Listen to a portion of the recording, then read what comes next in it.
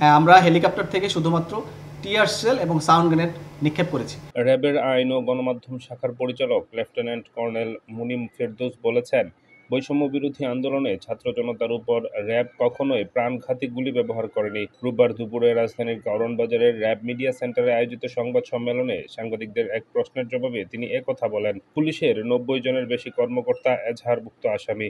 র্যাবের মধ্যে এমন কেউ আসামি হয়েছে কিনা জানতে চাইলে তিনি বলেন, আমাদের র্যাবের কোনো সদস্য পালিয়ে যায়নি। অন্যান্য বাহিনীতে হলেও র্যাবের কোনো সদস্য কর্মবিরতিতে যায়নি। র্যাবের ৮টি বাহিনী থেকে সদস্য আসে। র্যাবের ১০,০০০ সদস্যের মধ্যে ৪৪ ভাগ পুলিশ বাহিনী থেকে এসেছে।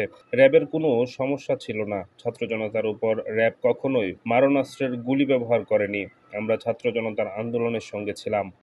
হ্যাঁ, আমরা হেলিকপ্টার থেকে শুধুমাত্র টিয়ার শেল এবং সাউন্ড গ্রেনেড নিক্ষেপ করেছি এবং এই বিষয়টিকে পর্যালোচনা করার জন্য আমাদের র্যাব হেডকোয়ার্টার থেকেও বিভিন্ন ধরনের কার্যক্রম গ্রহণ করা হয়েছে। তার মাধ্যমেই কিন্তু আমরা নিশ্চিত হয়ে আপনাদেরকে বলছি। এবং আপনি যেটা বললেন যে ছাত্র জনতার উপর গুলি বর্ষণকারী, আপনি যদি ভিডিও ফুটেজ বা কোথাও দেখবেন যে আমাদের কিন্তু র্যাবের উপরে বা র্যাবের পক্ষ থেকে এরকম কিন্তু কোনো অভিযোগ আমরা কোথাও কিন্তু দেখতে পাই নাই।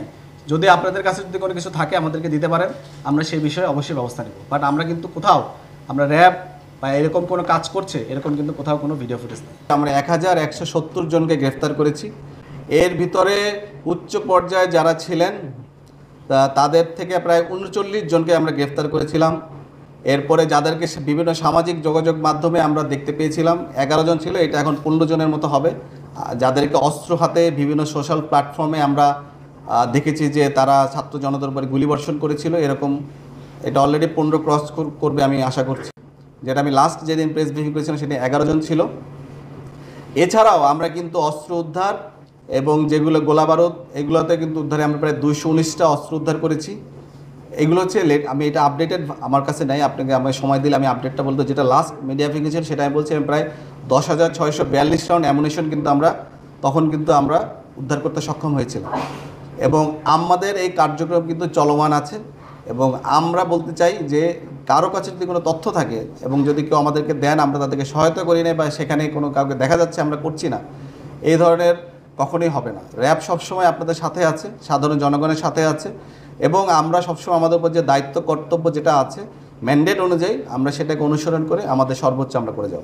৩৯ জনকে বললাম, ৩৯ জনকে বড় পর্যায়ের নেতা যারা 39 তাদেরকে তো আমরা গ্রেফতার করেছি, যারা মামলার ১ নাম্বার ২ নাম্বার আসামি, এবং প্রতিদিনই আপনি দেখবেন যে রাঘব গোয়াল যারা তাদেরকেই আমরা ধরতেছি। আমরা ছোট পর্যায়ের যে স্ট্যাট সেটা আমি বললাম যে আপনাকে আমি ১,১৭০ জনকে ধরেছি সর্বমোট। বিভিন্ন এলাকার যারা নেতৃস্থানীয় নেতা ছিলেন এবং যারা ছিলেন তাদেরকে আমরা টোটাল 39 ধরেছি এবং এটা সংখ্যাটা আরও বেড়ে যাবে। এটা 39 হচ্ছে, আমি লাস্ট প্রেস ব্রিফিংয়ের কথা বলছি।